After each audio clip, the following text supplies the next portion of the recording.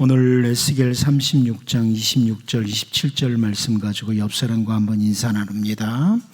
새로운 마음으로 말씀 따라 삽시다. 이렇게 한번 인사하겠습니다. 새로운 마음으로 말씀 따라 삽시다.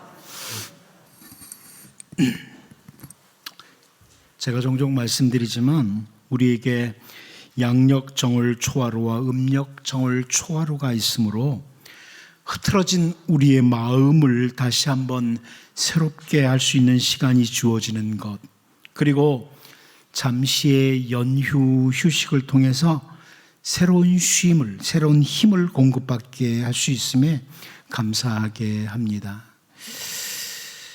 대부분의 사람들은 시편 23편을 읽을 때마다 마음의 평안함을 느낍니다. 시편 23편을 읽을 때 마음의 평안함이 찾아오기도 합니다. 시편 23편 1절에서 3절 말씀만 좀 보면 여호와는 나의 목자시니 내게 부족함이 없으리로다. 그가 나를 푸른 풀밭에 누이시며 쉴 만한 물가로 인도하시는도다. 내 영혼을 소생시키시고 자기 이름을 위하여 의의 길로 인도하시는도다. 여러분, 이 시편 23편을 읽을 때 평안함을 느끼시지 않습니까? 그런데 이 시편 23편을 자세히 보다 보면 소생이라는 이런 표현도 나오고 사망의 음침한 골짜기라 이런 표현도 나오고 원수라고 하는 이런 표현도 사용되는 것을 볼 때 다윗의 상황이, 다윗의 그 형편이 그렇게 좋은 상태, 편안한 상태는 아니라는 것을 볼 수 있습니다. 영혼이 소생되어야 된다. 사망의 음침한 골짜기를 통과한다. 원수가 있다. 이것은 현재 그렇게 편안한 상황이 아니라는 것을 반증하는 이런 표현들이죠. 다윗은 어쩌면 정말 어려운 상황 가운데 있었지만 목자이신 여호와 하나님, 그 하나님이 선하심과 인자하심으로 그 택한 백성들, 양들을 멋지게 인도해 주시고 도와주신 이 하나님을 절대적으로 신뢰하면서 다윗이 평안함을 노래하고 있다. 하나님이 나를 인도하신다.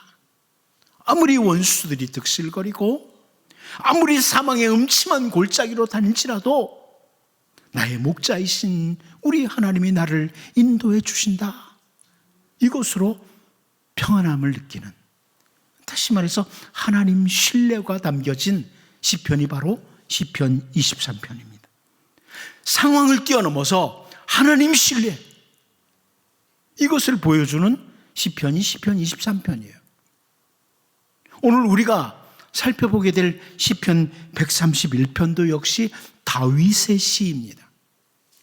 오늘 시편 표제를 보면 다윗의 시, 곧 성전에 올라가는 노래, 이렇게 되어 있습니다.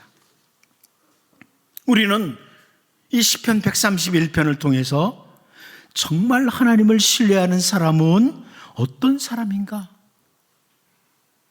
그냥 말로만 하나님 신뢰합니다, 하나님 믿습니다, 이게 아니고 정말 하나님을 신뢰하는 사람은 어떤 사람인가, 이것을 이 시편을 통해서 확인할 수가 있습니다. 저는 이제 음력 정월 초하루를 앞에 두고 이 시편 131편을 같이 살펴보면서 참 올해에는 다시 한번 정말 하나님을 올바로 신뢰하는, 하나님을 절대적으로 신앙하는 이런 자들이 되도록 기도하고, 동시에 다윗처럼 하나님이 주시는 진정한 평안함, 참된 형통함을 누리는 이런 삶이 되기를 원합니다. 하나님 신뢰하는 사람의 모습은 어떤 모습이냐? 첫 번째로 그 무엇보다도 마음의 중요성을 인식하는 삶이다. 이 마음의 중요성을 인식하는 삶이 하나님 신뢰하는 자에게서 나타난다. 우리 본문 1절을 다시 한번 같이 읽어보겠습니다. 같이 봅니다. 시작. 여호와여, 내 마음이 교만하지 아니하고 내 눈이 오만하지 아니하오며 내가 큰 일과 감당하지 못할 놀라운 일을 하려고 힘쓰지 아니하나이다. 여러분, 이 구절을 새번역 성경이 이렇게 번역해 줬어요. 주님, 이제 내가 교만한 마음을 버렸습니다. 오만한 길에서 돌아섰습니다. 너무 큰 것을 가지려고 나서지 않으며 분에 넘치는 놀라운 일을 이루려고도 하지 않습니다. 자, 이런 표현을 했습니다. 큰 것을 소유하려고 어떤 큰 일을 행하면서 삶을 살겠다 이렇게 추구하다 보면 점점 마음이 교만함으로 가득 차게 된다. 이것을 다윗이 알았던 거예요. 큰 것, 너무 큰 일, 이것만 바라보다 보면 마음이 교만함으로 가득 차게 된다.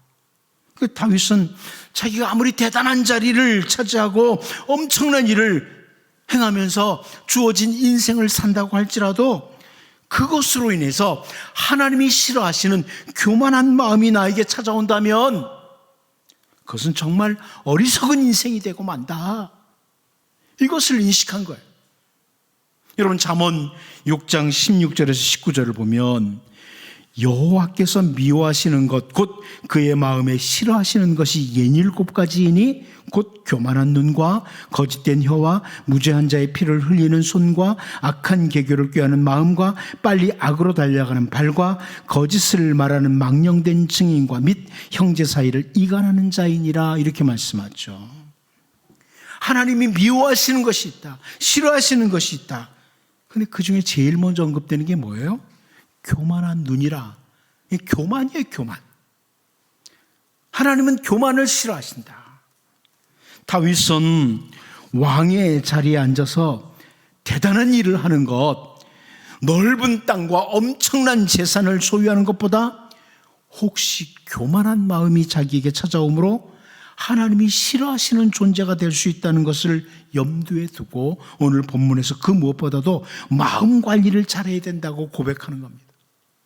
여러분, 대단한 걸 차지하고 많은 물질을 가지고 있다 보면 교만해질 수 있잖아요.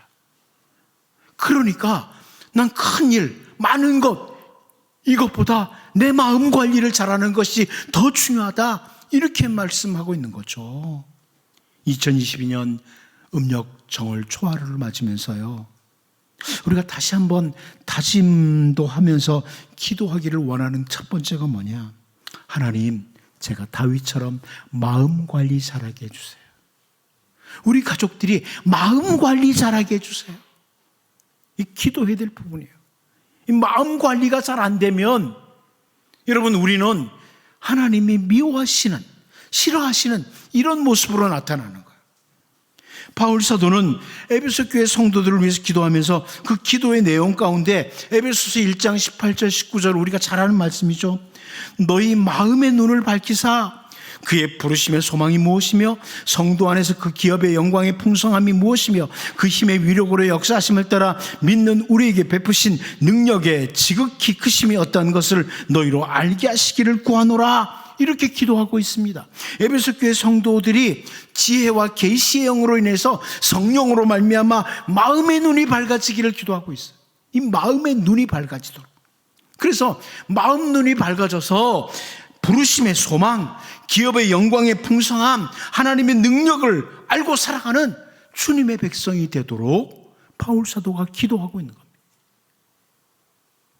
여러분, 우리는 성경을 통해서 이 마음 관리를 잘못한 사람들, 마음 관리를 잘못한 사람들을 많이 보죠. 마음 관리를 잘못한 채 동생 아벨을 죽인 가인으로부터 시작해서 참 성경에 보면 마음 관리를 잘못함으로 헛된 것들에게 마음을 뺏겨버린, 헛된 것에게 그 정말 관리를 잘해야 될 마음을 빼앗겨버린 이런 수많은 실패자들을 우리는 성경을 통해서 봐요. 마음 관리를 잘못하면 헛된 것에게 우리 마음을 다 뺏겨버려요. 사실 다윗은 아직 젊은 시절, 아직 어린 시절에요, 형으로부터 교만하다는 교만과 관계된 말을 들은 적이 있어요.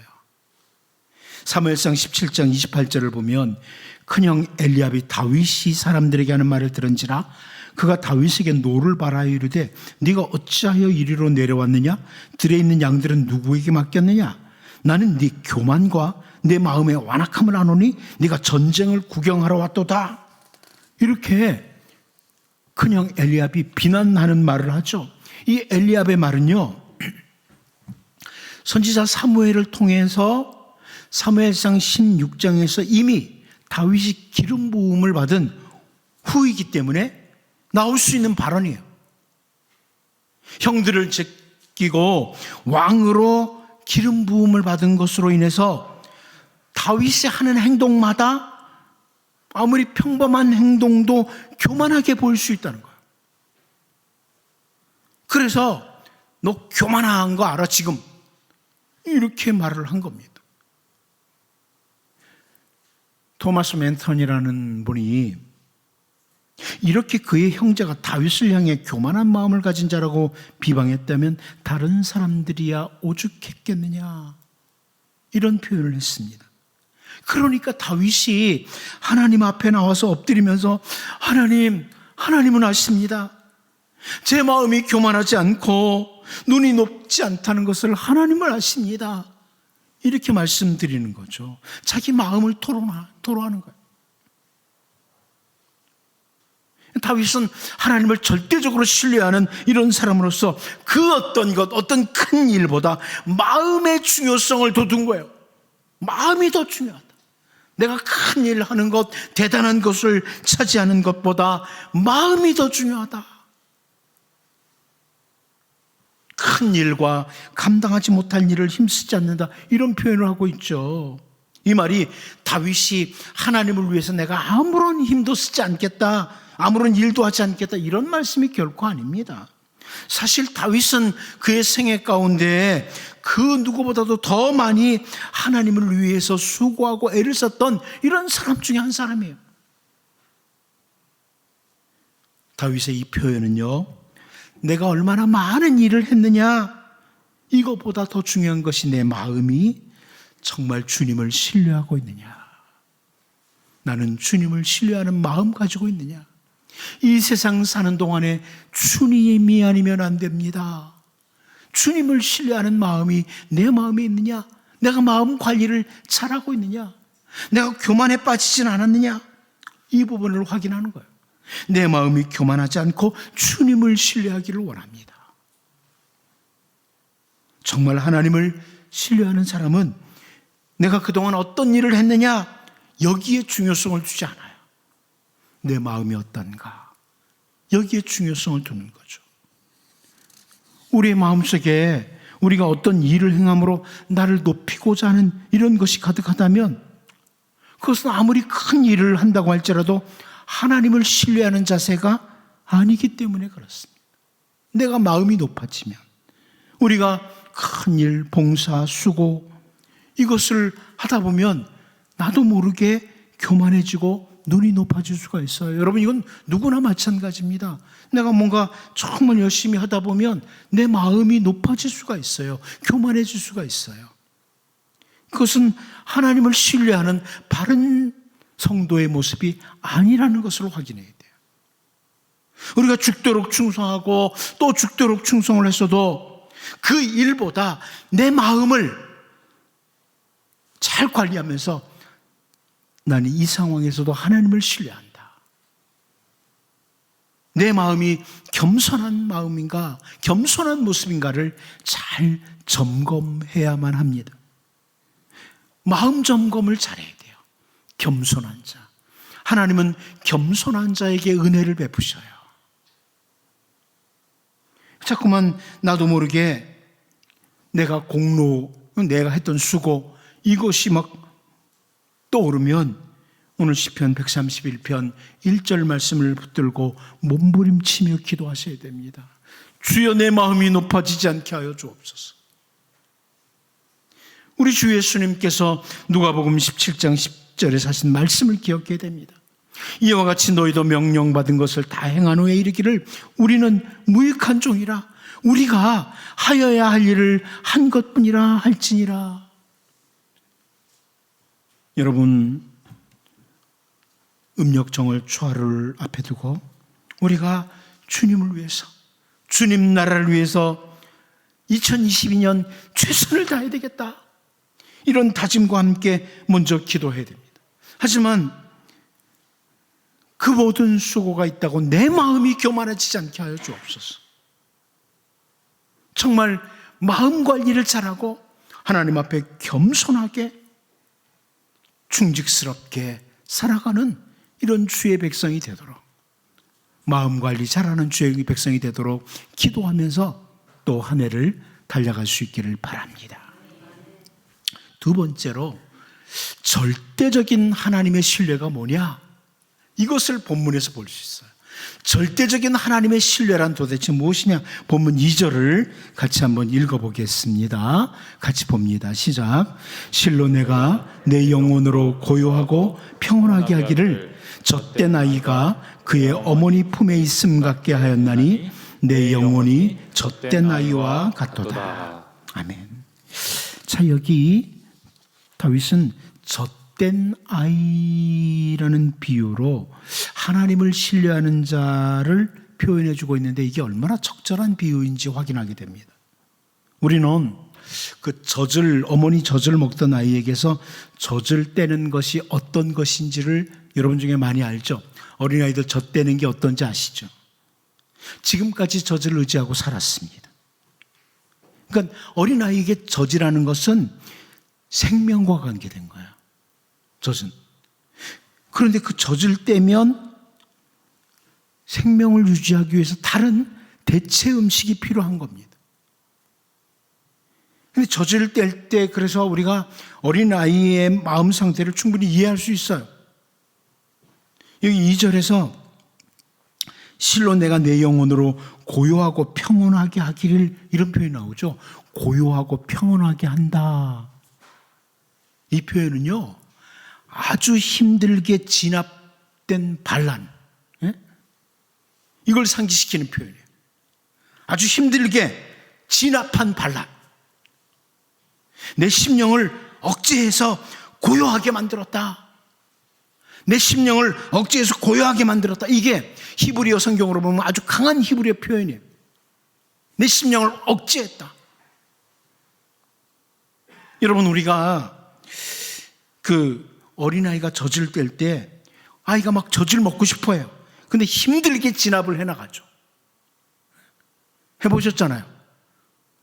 제가 볼 때는 어머니들이 옛날에 그 젖꼭지에다가 그 쓴 약을 막 발라가지고 막 그렇게 하면서 억지로 젖을 떼도록 막 그렇게 해요. 힘들게 진압하는 거죠. 우리가 하나님을 신뢰하기 이전에는 내 방법, 세상의 방법을 의존하고 사는 거예요. 주님을 신뢰하기 이전에는 세상과 재물과 명예와 쾌락을 붙들고 살아요. 그러나 하나님을 신뢰한다는 건 뭐냐? 마치 젖을 떼는 것과 같다는 거예요. 지금까지 내 실력, 내 방법, 내가 의존했던 모든 것들을 젖을 떼듯이 내려놓고 절대적으로 하나님을 신뢰하는 것. 이게 바로 하나님 신뢰하는 것. 좀처럼 내 방법, 내 실력 내려놓기가 어렵습니다. 이게 아니면 못 살 것 같아. 이거 없으면 내 인생 못 살 것 같아. 그래요. 세상의 수단과 방법을 내려놓는 것 쉽지 않습니다. 젖을 떼듯이 떼어야 된다는 거예요. 젖을 뗀 아이가 어머니 품에 안겨서 젖이 아니라 완전히 고요하게 어머니가 주는 다른 것들을 통해서 생명을 유지하듯이, 이제 무슨 일이든지 하나님 의존하고 하나님께 나 자신을, 내 인생을 맡기고 하나님으로부터 오는 것을 기대하는 것, 모든 것을 기대하는 것, 이것이 바로 하나님을 신뢰하는 자의 모습이에요. 그래서 다윗은 시편 62편 5절을 통해서요, 나의 영혼아 잠잠히 하나님만 바라라. 물은 나의 소망이 그로부터 나오는도다. 이렇게 외치고 있습니다. 다윗이. 어머니가 아이에게 젖을 떼도록 하는 것처럼 우리로 하여금 세상을 젖되게 하시는 분은 하나님이시라고 찰스 브래들리가 그렇게 말했어요. 세상을 젖되게 한다. 하나님을 신뢰하는 것은 젖을 뗀 아이와 같은 것이다. 다윗이 이렇게 비유로 설명해 주는 것을 기억해야 돼요. 하나님을 정말로 절대 신뢰하는 것은 젖을 뗀 아이와 같다. 젖을 떼는 과정에서 고통과 싸움이 있어요. 마찬가지로 우리가 이 세상을 젖대기 위해서, 세상 방법이 아니라 하나님 신뢰하고 살기 위해서는, 전적으로 하나님 신뢰하기 위해서는 고통과 싸움이 있어요. 안 될 것 같아요. 세상의 방법을 따라야지 하나님만 신뢰하고 살다가는 굶어 죽을 것 같아요. 그래서 수많은 크리스찬들이, 현대 그리스도인들이 아직 여전히 젖을 떼지 못한 나이 먹은 젖먹이들이 많습니다. 수많은 그리스도인들이 나이 먹은 젖먹이에요. 하나님을 신뢰하기보다는 자기 방법, 세상 방법을 따라 하나님을 놓치고 살아가는 거죠. 어머니가 이미 영양가가 다 떨어진 그 젖보다는 더 영양가가 많은 음식으로 바꿔주기 위해서 젖을 때는 고통과 싸움을 주는데, 어머니는 알잖아요. 이 젖이 이제는 더 이상 영양가가 없다. 그러니까 더 영양가 있는 것으로 대체해 주려고 하는데, 여전히 젖을 떼지 못하는 어리석은 자가 크리스찬들 중에 많이 있다는 겁니다. 여러분, 이삭의 아들 야곱은 하나님을 신뢰하는 삶보다는 자기 잔머리를 굴려서 온갖 유익을 챙기던 이런 사람이었습니다. 세상의 잔머리를 가지고 살았던 사람. 형 에서로부터 장자의 명분을 빼앗을 때도 들에서 사냥을 하고 돌아와서 에서가 피곤하고 배고픈 것을 딱 이용해서 장자의 명분을 팔라고 이렇게 빼앗았습니다. 그래서 창세기 27장 36절을 보면 에서가 이르되 그의 이름을 야곱이라 함이 합당하지 아니하니까 그가 나를 속임이 이것이 두 번째니이다. 전에는 나의 장자의 명분을 빼앗고 이제는 내 복을 빼앗았나이다. 또 이르되 아버지께서 나를 위하여 빌 복을 남기지 아니하셨나이까. 에서가 하는 말 속에서 야곱이 어떤 사람인지를 볼 수 있어요. 그런데 정말 기나긴 고난의 시간을 야곱이 지냅니다. 야곱의 표현처럼 험악한 세월을 보내요. 그러고 난 뒤에 야곱의 노년에 야곱은요, 침상머리를 의지하지 않고는 설 수가 없는 그런 나이가 됐어요. 그런데 침상머리를 의지하고서라도 그는 하나님을 경배하는 자가 됐다. 이게 히브리서 기자의 표현이에요. 변한 거죠. 성숙한 겁니다. 여러분, 음력 정월 초하루를 앞에 두고 마치 젖된 아이가 어머니를 절대 신뢰하고 평안히 바라보듯이 이제 올해에는 세상 방법, 내 방법 이거 끝까지 고집하는 게 아니라 하나님 절대 신뢰하고 하나님께 모든 것을 맡기고 하나님 의지하고 달려가는 이런 신실한 주님의 백성, 이런 가족들이 되도록 기도하면서 힘있게 달려나가는 복된 여러분들 될 수 있기를 바랍니다. 마지막 한 가지 더 봅니다. 오직 하나님께 소망을 두고, 오직 하나님께 소망을 두고. 다윗은 강력한 권면을 3절에서 하고 있습니다. 오늘 본문 3절을 보면 다윗이 이스라엘아 지금부터 영원까지 여호와를 바랄지어다 이렇게 권면하고 있습니다. 여러분, 이 3절을 히브리어 성경으로 보면 제일 앞에 나오는 단어가 바라다라는 단어예요. 자, 이 바라다라는 단어는 기다린다, 소원을 두다 이런 뜻이에요. 소원을 하나님께 둬라. 지금부터 영원까지 하나님께 둬라. 이런 마음이래요. 이스라엘아, 소원을 하나님께 둬라. 하나님을 기다려라. 이런 의미입니다.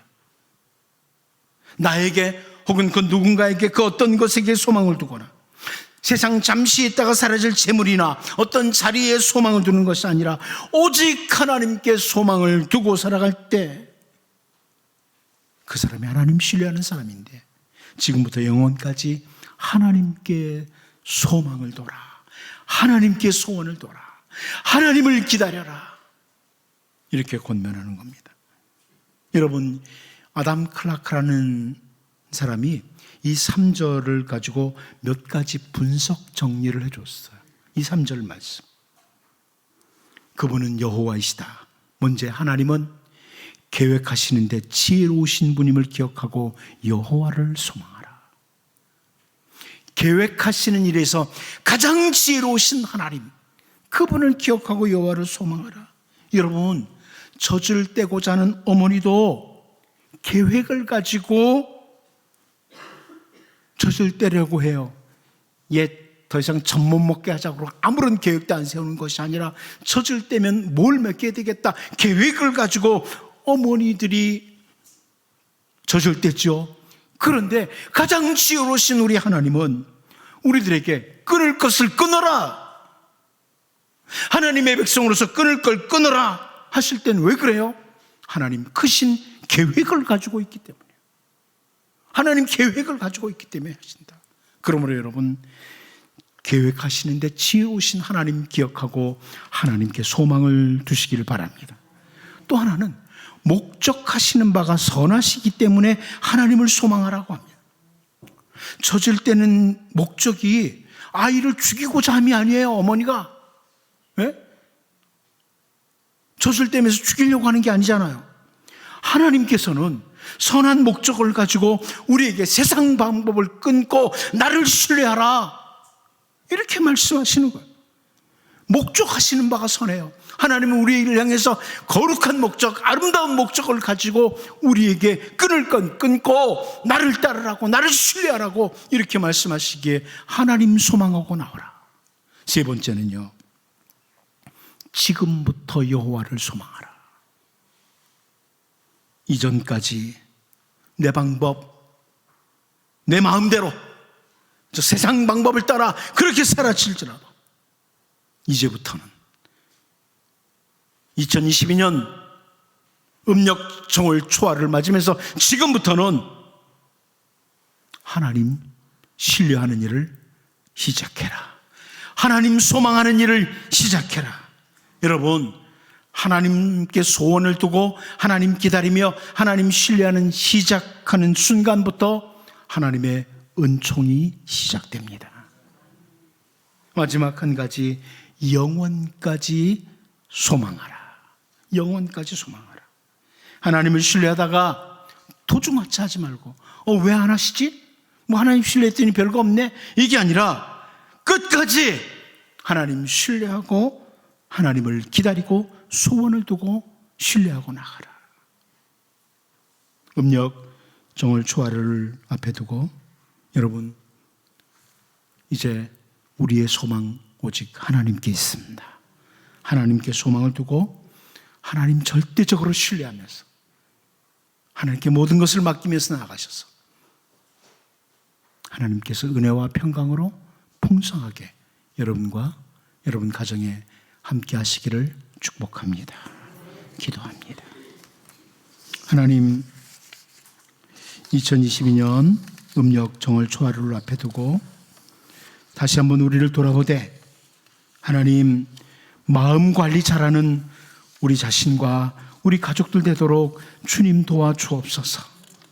정말 우리의 마음이 하나님 앞에 겸손하게 설 수 있도록 주님 도와주시옵시고, 그 어떤 것보다도 마음 관리 잘하는 우리들 되게 하여 주옵소서. 젖을 땐 아이가 어머니를 절대 신뢰하고 평안히 바라보듯이 하나님 절대 신뢰하고 하나님 의지하고 달려나가는 우리 모두가 되게 도와주시고, 2022년대는 오직 소망을 하나님께 두고 하나님 기다리며 하나님 신뢰하며 살아가므로 하나님이 내려주시는 그 풍성한 은혜와 평강이 사랑하는 모든 상함의 가족들에게 충만하게 임하게 하여 주옵소서. 예수님의 이름으로 기도하옵나이다. 아멘.